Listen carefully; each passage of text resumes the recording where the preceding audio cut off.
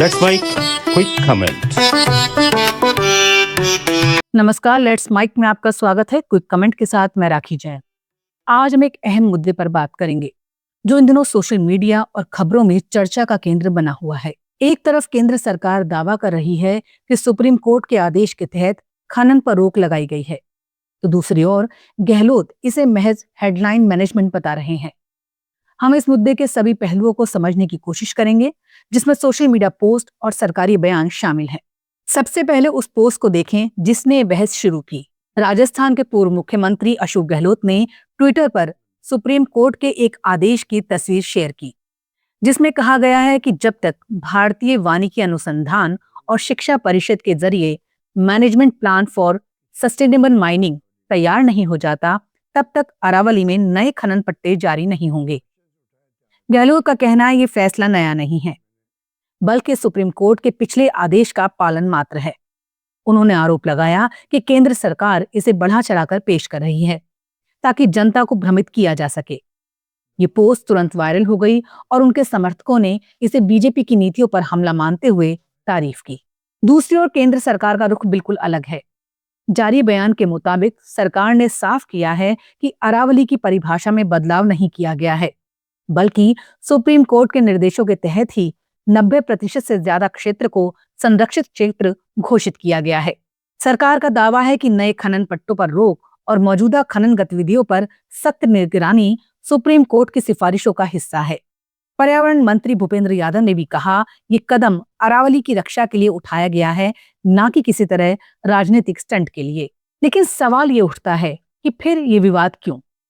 गहलोत और उनके समर्थकों का तर्क है कि केंद्र सरकार ने इस फैसले को अपने पक्ष में प्रचारित करने की कोशिश की, जबकि सच्चाई ये है ये कदम पहले से तय था। उदाहरण के लिए सुप्रीम कोर्ट के आदेश में साफ कहा गया है कि MPSM तैयार होने तक कोई नया पट्टा नहीं दिया जाएगा और मौजूदा खनन सख्त शर्तों के साथ जारी रहेगा। दूसरी तरफ कुछ आलोचकों का कहना है गहलोत खुद अपने कार्यकाल में खनन पट्टों के मुद्दे पर सवालों के घेरे में रहे हैं, इसलिए उनका ये बयान राजनीतिक बदले की भावना से प्रेरित हो सकता है। इस बहस का एक और पहलू पर्यावरण और स्थानीय लोगों की चिंता है। अरावली पहाड़ियां न सिर्फ पारिस्थितिकी तंत्र का हिस्सा हैं, बल्कि लाखों लोगों की आजीविका से भी जुड़ी हैं। सोशल मीडिया पर #सेव अरावली ट्रेंड कर रहा है, जहां लोग मांग कर रहे हैं कि खनन पूरी तरह रोका जाए, भले ही वो पुराने पट्टों के तहत हो। कुछ यूजर्स ने 100 मीटर की परिभाषा को खत्म करने की भी बात कही, जो खनन के लिए खतरनाक मानी जाती है। ये दिखाता है ये मुद्दा सिर्फ राजनीति से परे जाकर पर्यावरण और विकास के बीच संतुलन का सवाल बन गया है। अब तक की जानकारी के आधार पर यह स्पष्ट है कि सुप्रीम कोर्ट का आदेश इस मामले की आधारशिला है।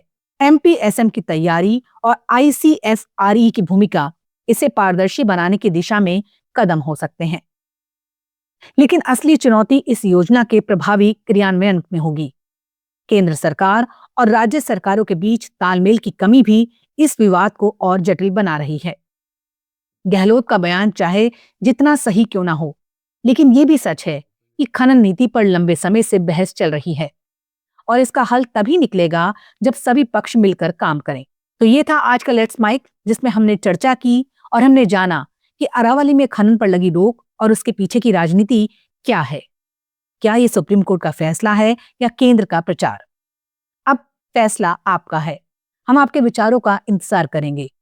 अगली बार फिर मिलते हैं किसी नए मुद्दे पर। तब तक के लिए देखते रहिए, सुनते रहिए लेट्स माइक। नमस्कार।